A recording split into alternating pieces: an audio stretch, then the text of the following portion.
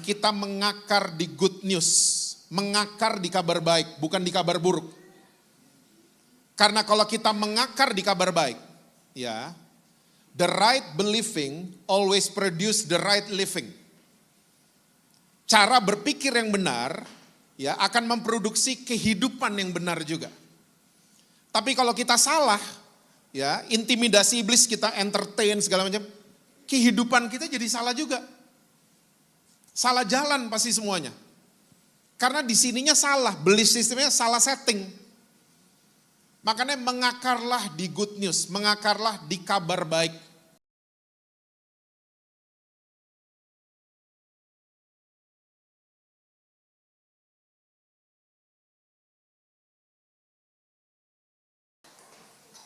Shalom saudara-saudara. Apa kabar semuanya? Semua masih percaya Yesus? Masih baca Alkitab? Jangan sampai enggak itu ya. Saya rasa belum terlambat kalau saya mengucapkan Merry Christmas and Happy New Year buat saudara-saudara. Saya percaya di tahun yang baru ini Tuhan makin memperlihatkan anugerahnya, pimpinannya dan mujizatnya buat saudara dan saya. Amin. Oke, bicara soal tahun baru, kalau saudara senang judul khotbah saya adalah baru. Karena hari-hari ini di depan mata saudara dan saya banyak sekali hal yang baru bermunculan. Saya kasih contoh beberapa ya.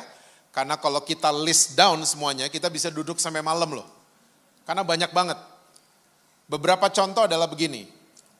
Sebelum COVID kita kalau bersin di depan umum kita diberkati banyak orang. Bless you gitu. Ya. Sesudah COVID kalau kita bersin di depan umum kita bisa dikutukin satu RW. Zaman saya mudaan dulu, sekarang juga masih muda. Zaman saya mudaan dulu jeans robek dibuang sama mama saya. Zaman sekarang jeans robek dijual, mahal, banyak yang beli. Di zaman saya masih remaja dulu, kayaknya orang terkenal itu bisa dihitung sama jari. Rano Karno, Lydia Kandau, Kevin Costner, Bruce Willis. Sekarang saudara buka sosial media, tiba-tiba ada satu orang yang kita nggak tahu, followernya puluhan juta tiba-tiba. Dan mereka punya predikat bukan selebriti, tapi influencer. Dan masih banyak list lain lagi. Ya, yang kalau kita bahas bisa sampai malam kita. Bahwa banyak sekali hal yang baru sedang bermunculan di depan mata kita. Nah, oleh sebab itu saya akan ajak saudara, kita lihat apa kata firman Tuhan tentang kata yang namanya baru. Yuk kita buka sama-sama Kolose pasal yang ketiga, ayat yang kelima sampai dengan ayat yang ke-10. Kolose pasal yang ketiga, itu judul perikopnya manusia baru. Kolose 3 ayat 5 sampai 10, Alkitab catat begini. Karena itu matikanlah dalam dirimu segala sesuatu yang duniawi, yaitu percabulan, kenajisan, hawa nafsu, nafsu jahat dan juga keserakahan yang sama dengan penyembahan berhala. Semuanya itu mendatangkan murka Allah atas orang-orang durhaka. Dahulu kamu juga melakukan hal-hal itu ketika kamu hidup di dalamnya. Tetapi sekarang buanglah semuanya ini, yaitu marah, geram, kejahatan, fitnah, dan kata-kata kotor yang keluar dari mulutmu. Jangan lagi kamu saling mendustai, karena kamu telah menanggalkan apa saudara? Manusia lama serta kelakuannya. Dan telah mengenakan manusia baru yang terus-menerus diperbaharui untuk memperoleh pengetahuan yang benar menurut gambar haliknya. Jadi ternyata kata baru ini diambil dari dua bahasa Yunani. Yang pertama namanya adalah neos. Neos kalau diterjemahkan ke bahasa Inggris artinya adalah news. Bahasa Indonesianya berita. Dan berita barunya hanya satu kali. Betul apa betul? Saudara nonton berita hari Jumat, nontonnya hari Minggu. Kita semua pasti komentarnya sama. Oh ini berita udah viral kemarin. Saya udah di forward sama grup sebelah. Saya udah forward ke grup sebelah. Ya, bahasa kasarnya udah basi.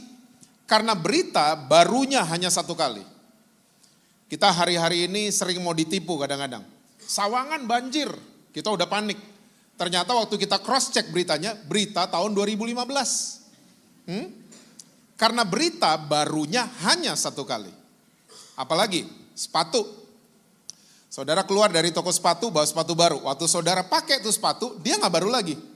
Dia lecet, dia kena air hujan, ya dia keinjek lah sama temen, dan lain sebagainya. Mobil baru keluar dari showroom, dia nggak baru lagi. Harganya langsung drop sekian persen. Saudara yang sedang di dapur, apel baru. Saudara belah jadi dua. Warnanya apa tuh? Putih gading, broken white.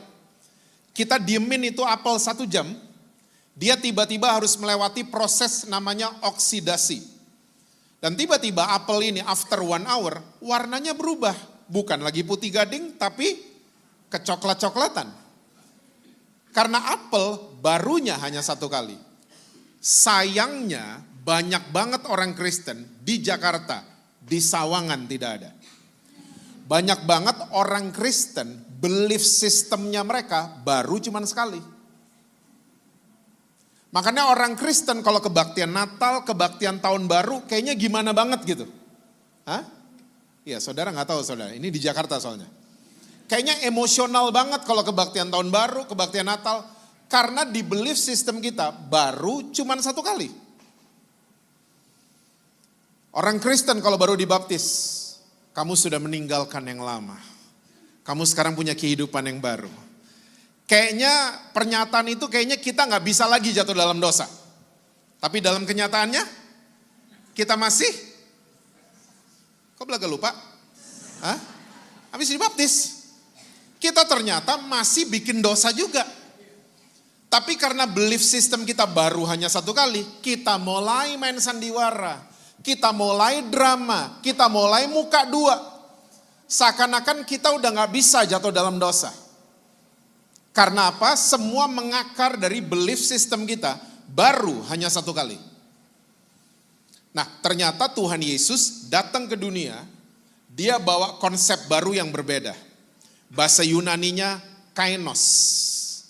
Ya, dipergunakan sama Rasul Paulus di ayat 10. Kainos itu bahasa Indonesianya diperbaharui terus menerus. Sampai kita punya pengertian tentang gambar pencipta kita. Rasul Paulus menggunakan istilah yang sama dengan bahasa yang berbeda buat gereja di Korintus. Kita akan dirubah terus menerus sampai kita jadi serupa dengan Kristus. Serupa dengan gambarnya. Nah, ternyata konsep baru yang dibawa Yesus ini seperti ini, diperbaharui terus menerus. Kita nyanyiin kok lagunya. Tapi sayangnya kita nggak download di belief system kita. Kita nyanyiin lagunya, bahwa kasihnya Yesus selalu baru tiap tahun, tiap bulan, tiap pagi loh dia selalu baru. Ini ngeri kalau suami istri tahu kebenaran ini, ngeri. Kasihnya suami akan selalu baru buat istrinya setiap pagi. Susah amennya. Istri-istri kalau tahu kebenaran ini, kasih mereka akan selalu baru setiap pagi untuk suami mereka. Kok ada suara laki?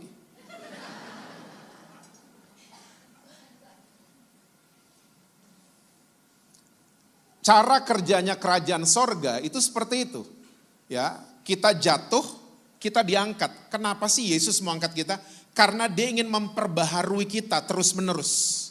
Makanya diangkat lagi, gak ditinggalin. Kita sakit, kita disembuhin. Kita terluka, kita dipulihkan. Kenapa alasannya? Karena kita mau diperbaharui terus menerus. Sampai kita mengerti gambaran pencipta kita. Sampai kita jadi serupa dengan Kristus. Ada 2 alasan saya mau share buat saudara pagi hari ini. Kenapa banyak orang Kristen sulit jadi manusia baru? Ya, yang pertama namanya adalah intimidasi iblis. Saya udah sering mengatakan ini, tapi saya nggak akan pernah bosan karena banyak orang Kristen selalu lupa. Ya, di era perang narasi seperti ini orang Kristen tuh gampang lupa. Oke, iblis itu kerjanya cuma 1, tapi dia lembur. Lawyer punya 4-5 kasus, makanya lembur. Pemain musik mesti ngulik 5-6 lagu, makanya lembur di studio. Iblis kerjanya cuma satu, tapi dia lembur. Dia kerjanya cuma mendakwa saudara dan saya siang dan Wahyu 12. Kerjaannya cuma mendakwa siang dan malam, kalau saya boleh tambahin, 24/7. 24 jam dalam 7 hari. Dia nggak pernah stop. Ya, saya suka joke sama keluarga saya. Pribadi yang paling sabar itu iblis. Dia sabar gangguin saudara. Kalau kita nggak benar-benar mengenal, cuman pinter pengetahuan soal Tuhan, kita gampang jatuh. Karena kita nggak kenal, kita cuman pinter ilmu doang soal Alkitab, bahasa asli, ini, ono, segala macam. Ya, makanya saudara tolong ingat baik-baik. Saya tidak menyarankan saudara membaca Alkitab tahun 2026, 10 pasal per hari. Tapi nggak pernah direnungin. Mendingan baca 1 pasal, tapi direnungin. Setuju? Saya ketemu banyak orang Kristen, baca sih baca. Saya baca Mazmur 10 pasal hari ini pastor gitu. Terus dapat apa? Dapat apa ya? Gak dapat apa-apa. Karena gak direnungin. Firman Tuhan berkali-kali menyatakan buat saudara dan saya, renungkanlah firman Tuhan siang dan malam. Karena iblis mendakwa saudara dan saya sama, siang dan malam. Makanya direnungin, jangan cuma dibaca. Ya, mendingan baca 1 pasal tapi direnungin seharian, direnungin 1 mingguan itu, direnungin. Itu lebih jauh lebih powerful. Ya. Iblis itu cuma mau mendakwa saudara dan saya. Dia selalu kalimatnya sama. Kamu nyanyi-nyanyi lagu rohani, gak cocok. Kamu lebih cocok nyanyi lagunya Taylor Swift. Kamu mau pelayanan, ngaca dong. Hah? Kamu tahun lalu bikin apa? I know what you did last summer. Itu apa ya? Oh, itu judul film, iya. Saya tahu kamu gak pantas, kamu baca Alkitab, besok juga jatuh lagi kamu. Sering dengar kalimat-kalimat gitu? Wow, saudara rohani semua loh. Saya sering loh dengar-dengar gituan. Kamu tuh gak pantas, kamu gak pantas. Makanya banyak orang Kristen waktu diajak melayani Tuhan, komentarnya orang Kristen gini, Pak atau Bu, istri saya aja dulu, saya gak benar-benar amat. Pernah dengar? Ini di Sawangan gak ada, cuman ada di Jakarta.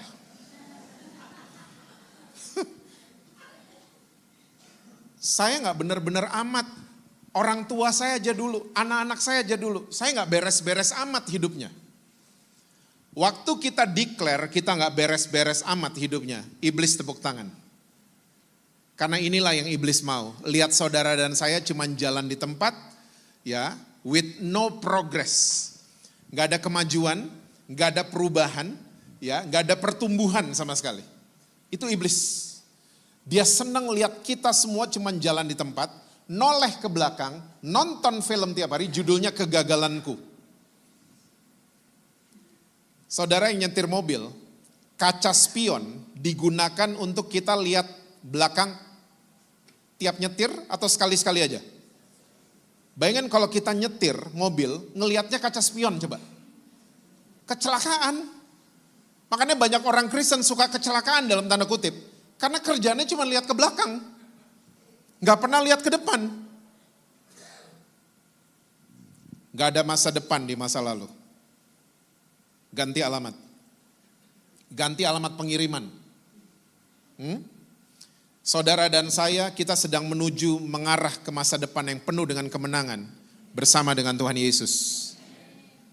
Jangan mau terintimidasi sama iblis. Ingat baik-baik, Yesus ini punya kelemahan. Ya, saya pakai istilah Yesus punya kejelekan. Tahu jeleknya Yesus? Lupaan. Dia selalu lupa sama dosa dan salah yang kita buat. Sayangnya jeleknya Yesus gak nurun ke orang Kristen. Orang Kristen ingetan. Di Jakarta. Suami salah 10 tahun lalu, kita ingat sampai hari ini. Istri salah 10 bulan lalu, kita ingat sampai hari ini. Orang tua bikin salah 25 tahun lalu, kita ingat sampai hari ini. Pertanyaannya, kalau kita suka ingat-ingat, ungkit-ungkit salah orang lain, Tuhan kita tuh siapa? Karena Tuhan Yesus gak begitu. Kita nyanyiin juga kalau lagunya. Tapi gak di-download di belief system. Sejauh timur dari kita nyanyiin. Kita hafal lagunya. Orang yang ngerti Pulau Bali pasti ngerti lagu itu. Liriknya. Di Bali matahari terbit di Sanur, terbenam di Jimbaran. Orang Sanur gak bisa lihat sunset. Orang Jimbaran gak bisa lihat sunrise. Sejauh itu Tuhan melupakan dosa dan salah yang kita buat. Makanya Rasul Paulus, waktu dia dapetin pewahyuan soal the fruits of love, buat gereja di Korintus. Ya, 1 Korintus 13, masih ingat soal kasih? Ya, kasih itu sabar, kasih tidak cemburu. My favorite statement yang dia tulis, kasih tidak simpan salah orang lain. Ditulis sama Rasul Paulus. Dan semua yang ditulis sama Rasul Paulus bukan feeling-feelingan. Kasih bukan feeling, tapi keputusan. Sabar tuh bukan feeling kan? Sabar tuh setahu saya ada teman saya dari Medan, namanya Sabar. Dan sabar setahu saya adalah decision. Keputusan. Mau sabar apa enggak sama supir busway? Mau sabar apa enggak sama mobil di depan? Mau sabar apa enggak sama istri? Sama suami? Keputusan, saya mau sabar sama dia. Kasih tidak cemburu. Cemburu bukan feeling, tapi keputusan. Kasih tidak simpan salah orang lain. Keputusan kan, mau di-delete apa di-save? It's decision. Saudara bayangin gak, kalau Yesus sayang sama kita pakai feeling, mati kita. Lagi nyanyi-nyanyi tadi udah keren, malaikat turun. Sawangan 5 orang turun malaikat. Malaikat pengumuman, stop nyanyi, stop. Yesus lagi baper di atas. Tapi enggak kan? Yesus mengasihi saudara dan saya karena dia sudah mengambil keputusan untuk sayang sama saudara dan saya. Apapun keadaan kita, dia selalu sayang sama saudara dan saya. Nah, inilah yang disebut dengan kabar baik. Good news. Malaikat waktu pengumuman Magembala, ya, Gabriel waktu pengumuman Mama Maria, yang disebut adalah Yesus ini, juru selamat ini bawa kabar baik, bukan kabar buruk yang dibawa. Saya berdoa IRC Sawangan, kita mengakar di good news, mengakar di kabar baik, bukan di kabar buruk. Karena kalau kita mengakar di kabar baik, ya, the right believing always produce the right living. Cara berpikir yang benar, ya, akan memproduksi kehidupan yang benar juga. Tapi kalau kita salah, ya, intimidasi iblis kita entertain segala macam, kehidupan kita jadi salah juga. Salah jalan pasti semuanya. Karena di sininya salah, belief sistemnya salah setting. Makanya mengakarlah di good news, mengakarlah di kabar baik. Yesus datang dia membawa kabar baik, bukan kabar buruk. Saya waktu belum dibukain gini-ginian, saya nih dulu ahli Taurat banget, orang Farisi banget nih Jesse Lantang dulu. Apalagi kalau lihat kakak-kakak saya ada masalah. Saya kan dulu udah melayani duluan ya. Ya, udah ke gereja duluan. Lihat mereka ada masalah, hati saya gini, pantes gak pernah gereja. Pantes gak punya Alkitab. Kalau doa puasa di puncak. Orang Sawangan tahu puncak kan? Selesai doa puasa, turun, ngerasa turun gunung tuh. Kalau udah turun gunung, habis doa puasa, kayaknya semua salah, saya yang benar. Waktu dibukain gini-ginian, saya tobat setobat-tobatnya. Saya tobat. Saya even orang ngaku dosa aja, saya berusaha setting muka saya biasa aja. Ingat, kita semua orang berdosa. Bedanya satu ketahuan, satu enggak, gitu aja kan. Bedanya satu ngaku, satu enggak, gitu aja bedanya. Orang lagi ngaku dosa, mukanya biasa aja, gak usah, ih kok gitu, ih kok bisa gitu, hah? Biasa aja, bedanya dia lagi ngaku, sini belum, bedanya gitu doang kan. Saya tobat sama gini-ginian, saya tobat loh sama gini-ginian. Saya berusaha men-setting muka saya segala macam, melihat orang berdosa, biasa aja, bukan normalisasi ya. Tapi saya cenderung menerima mereka seperti Yesus terima saya. Lumayan yang amin 2. So, saya cuma mau ajak saudara, jadilah agent of good news, bukan bad news. Jadilah pembawa kabar baik kemanapun saudara pergi. Saya udah sering katakan, kalau keluarga saudara nggak mau diajak ke gereja, nggak usah ajak ke gereja. Ajak makan. Sebentar siang dia mau ikut makan, nggak usah diinterogasi, please. Dia ikut makan nih, tadi 9:30 kemana? Kok nggak ada di Sawangan? Gak usah gitu-gitu. Dia senang musik, ngomongin musik. Dia senang film, ngomongin film. Dia senang sepak bola, ngomongin sepak bola. Kalau hidup kadang-kadang di atas, kadang-kadang di MU. Gue Arsenal banget.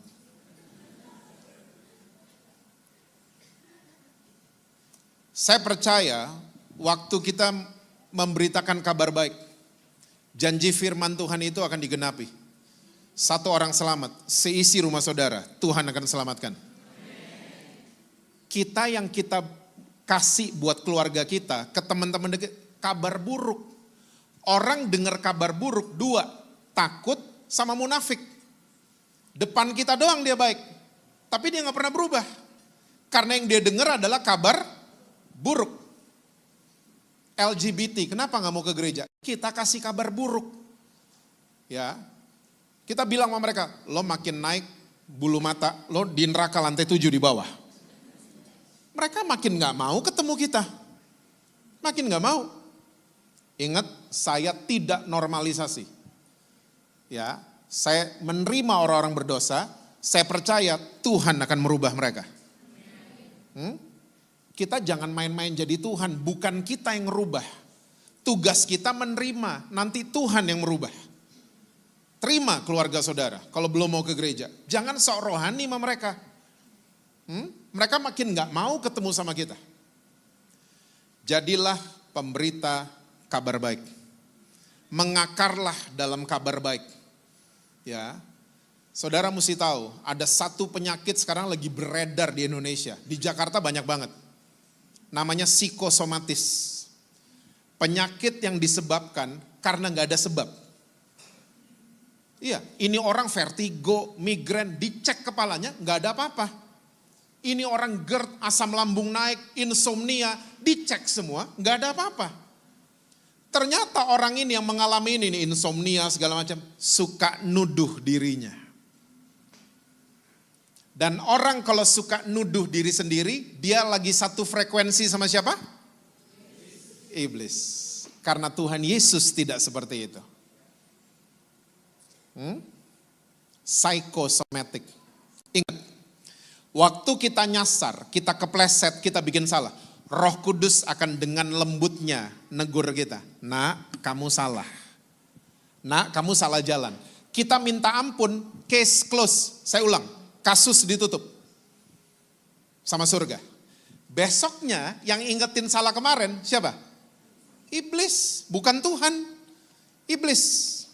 Itu cara kerjanya iblis, itu cara kerjanya kerajaan sorga. Beda. Saudara dan saya 100% diampuni. Orang kalau dengar kabar baik selalu berubah. Dengar kabar buruk jadi munafik, jadi takut. Tapi dengar kabar baik berubah orang-orang. Toko tas sale 85%. Ibu-ibu kira-kira gimana? Datang di toko itu atau tidur-tiduran di rumah? Berubah kita, mandi, dandan, antre loh 2 jam, gak peduli. Toko sepatu, sale, 80%, ngantre bapak-bapak. Apalagi ada kabar yang menyatakan dosa saudara dan saya diampuni 100%. Seharusnya kita berubah. Makanya intimidasi iblis jangan didengar. Kamu kan gini, kamu kan, itu intimidasi. Kabar baik tetap sama, saudara dan saya diampuni 100%. Seharusnya kita berubah. Yesus dalam dia menangin orang selalu pembukaannya pakai kabar baik. Ya. My favorite waktu dia lagi rekrut Petrus. Lukas 4 sama Lukas 5.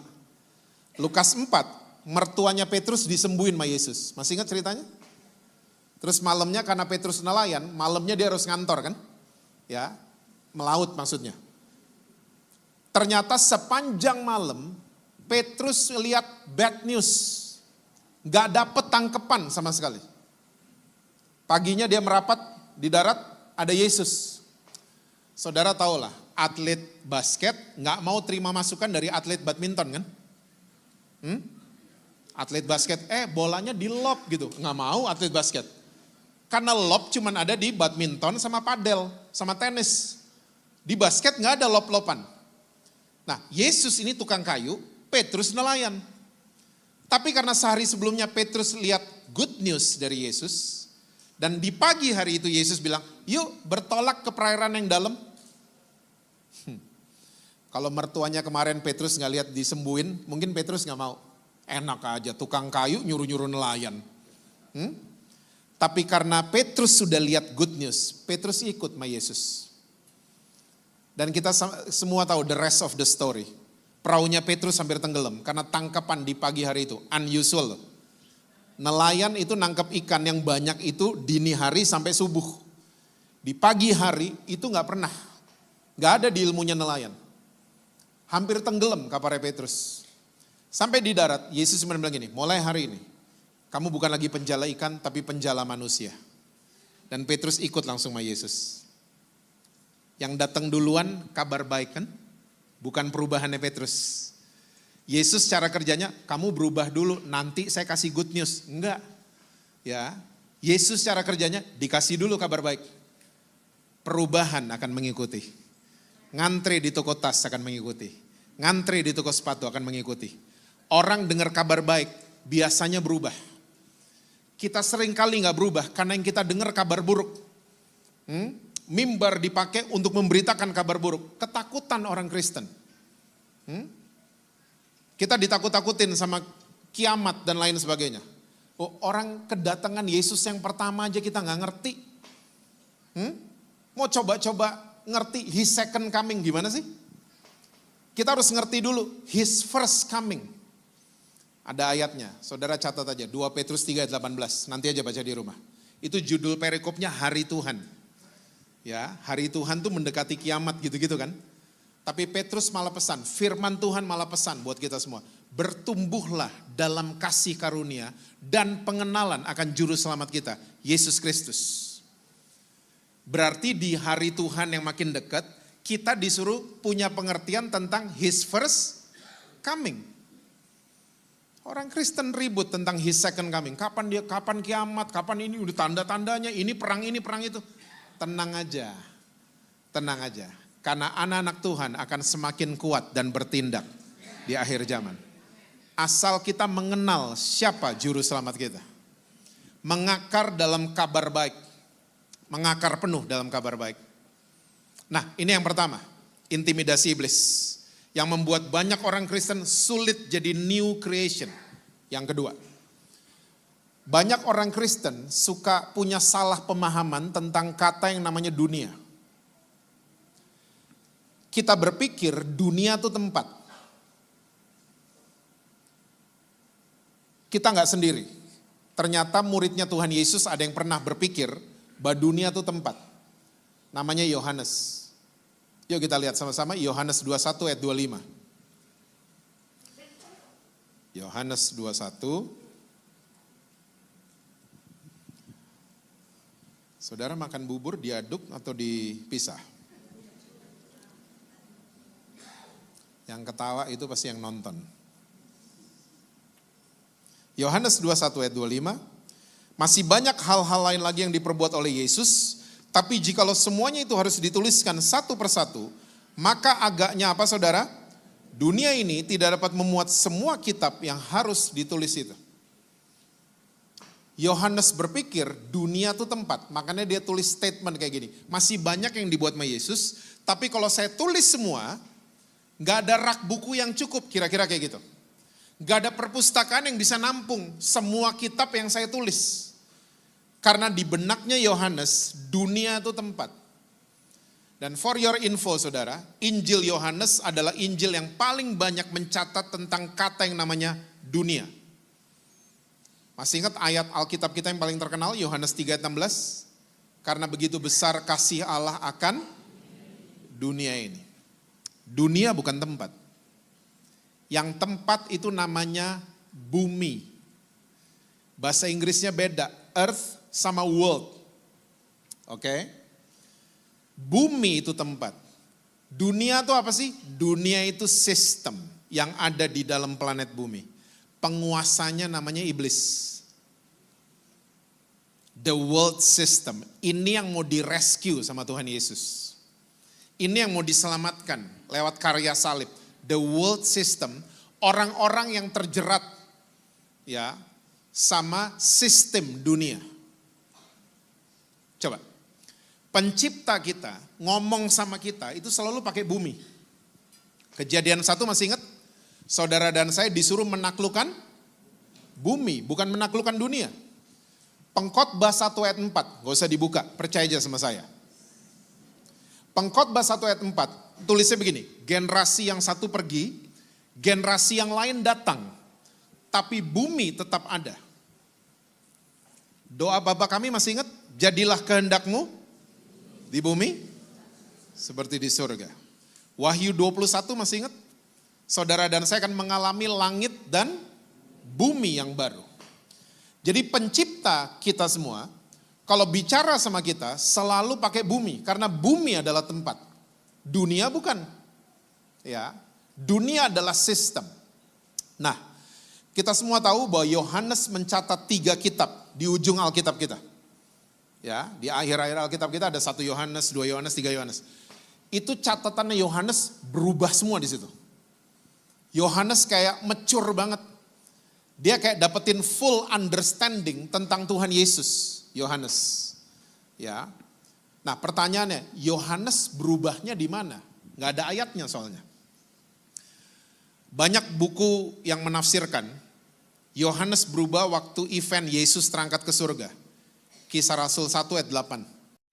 Masih ingat, kamu akan jadi saksiku di Yerusalem, Yudea, Samaria, sampai ke ujung bumi. Yohanes mulai, oh bumi itu tempat, dunia bukan. Karena di 3 kitab terakhir berubah tulisannya Yohanes. Yuk kita lihat, 1 Yohanes 5 ayat 19. Bilang saya masih khotbah. 1 Yohanes 5 ayat 19.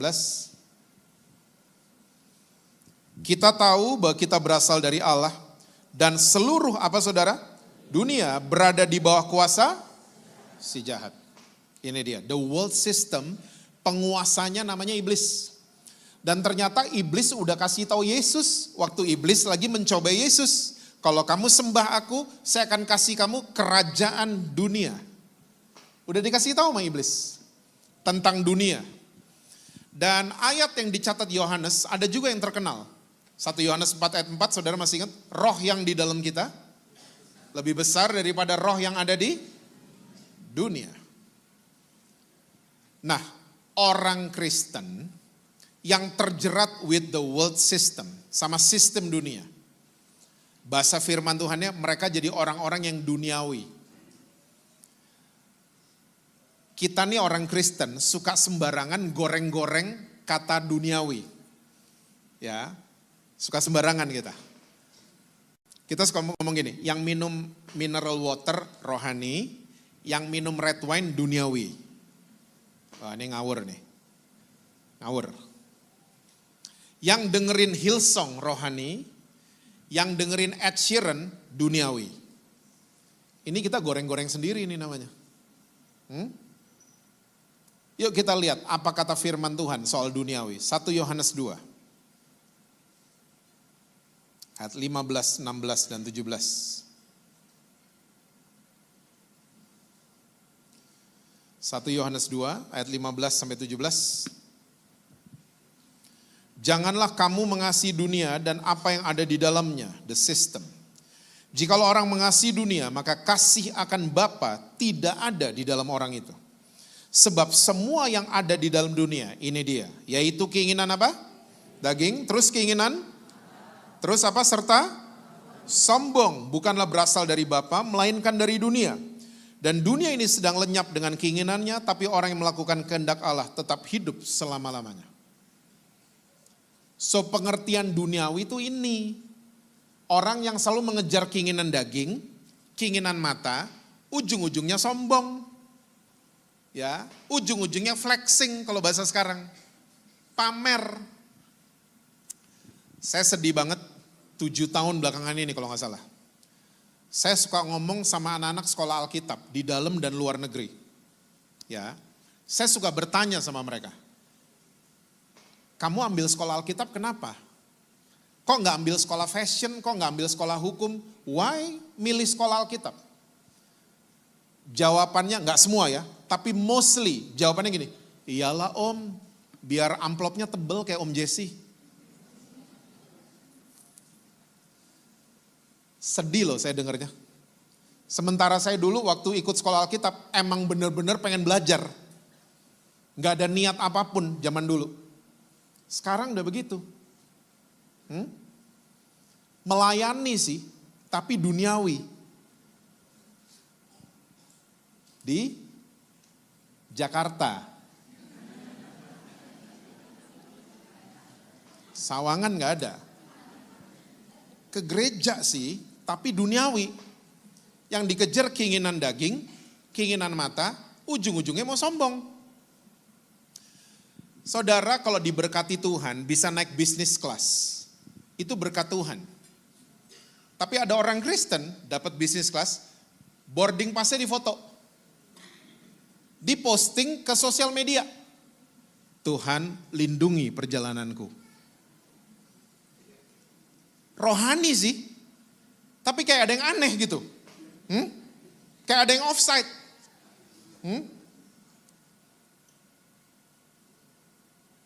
Gak suka olahraga nih orang. Tapi cuman karena mau kasih tahu pemirsa sosial media, kolam berenang di Hotel Bintang 5, dia berendam di situ. Dia berendam, pernah lihat kayak kuda Nil berendam? Dia gak olahraga, dia story tiba-tiba, story. Guys jangan lupa olahraga, dia gak olahraga, dia cuman berendam. Dia cuman mau kasih lihat kolam berenang Hotel Bintang 5. Ibu-ibu di Jakarta. Hah? Makan bubur diaduk atau dipisah? Gak ada yang nonton kayaknya mensrea ya. Ibu-ibu, yuk foto, yuk foto. Lagi pegang tas langsung begini. Tasnya harus kelihatan sama kamera. Supaya orang-orang lihat merek tasnya apa. Padahal lengan tuh ibu lebih gede dari paha gue.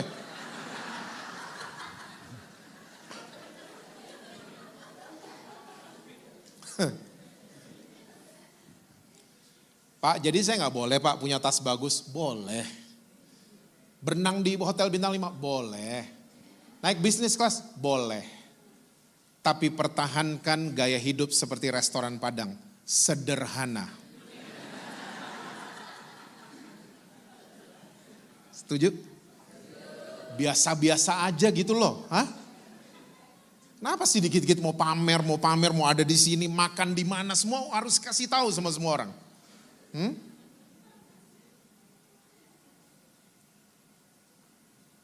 Kita punya kebiasaan baru juga tuh. Yang tadi di awal, banyak yang baru kan. Sekarang orang kalau mau makan, bukan doa dulu kan. Foto dulu. Bukan doa.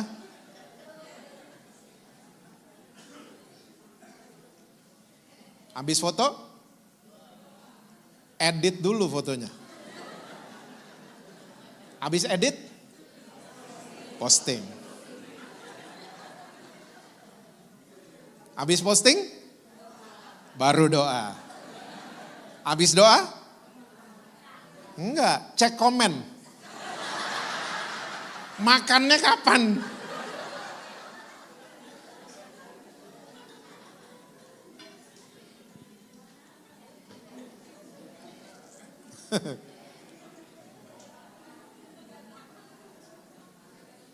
Jakarta. Sawangan nggak ada.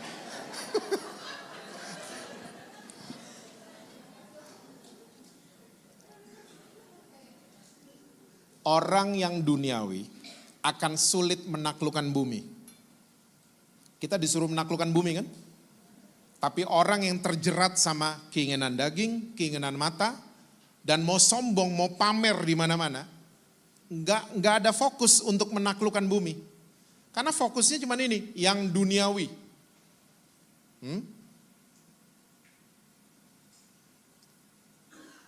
Saya mendingan orang pergi ke konser Taylor Swift tapi hatinya, pikirannya penuh dengan Tuhan Yesus. Dibanding orang yang ke gereja tapi pikirannya transaksi sama Tuhan. Di Jakarta.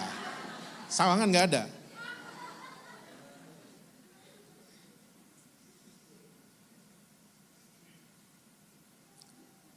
Saya percaya saudara dan saya kita akan terus diperbaharui sama Tuhan Yesus.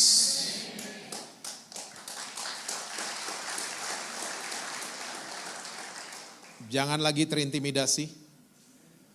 Selalu pakai caranya Tuhan Yesus. Jangan pakai cara diri sendiri. Dari Taman Eden kok udah gitu. Ingat gak sih? Saya ingetin nih bagian terakhir. Adam dan Hawa waktu jatuh dalam dosa. Mereka karena tahu mereka telanjang. Mereka tutup tubuh mereka. Pakai daun dari pohon ara. Ya, pakai caranya mereka. Tapi waktu semua udah kejadian, Tuhan bilang, mulai hari ini kamu tutup badan kalian pakai kulit binatang. Kenapa enggak daun pohon ara aja? Karena dari awal setiap ada salah selalu harus ada yang jadi korban. Dari awal ada darah harus tertumpah untuk menutupi dosa manusia. Makanya pakai kulit binatang, berarti ada binatang yang dibunuh dong sebelumnya.